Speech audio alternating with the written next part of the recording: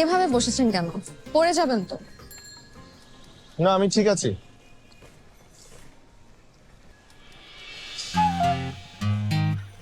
Sorry.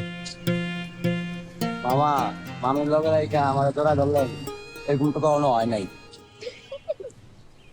এই জন্যই বলেছিলাম ভালো মতন বসুন। ঠিক মতন বসুন, পড়ে যাবেন আপনি। মামা, কেউ যদি একটু হাত ধরে বসতো তাহলে পড়তাম না, বুঝছেন? তোরা ধরে যেতে কর না, একটু ধরেন না মামি।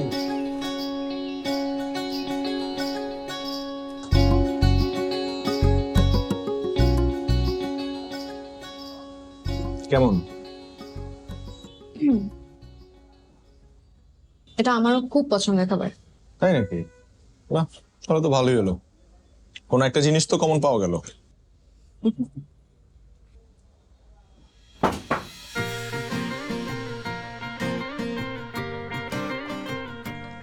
আমার কোনো দোষ নেই।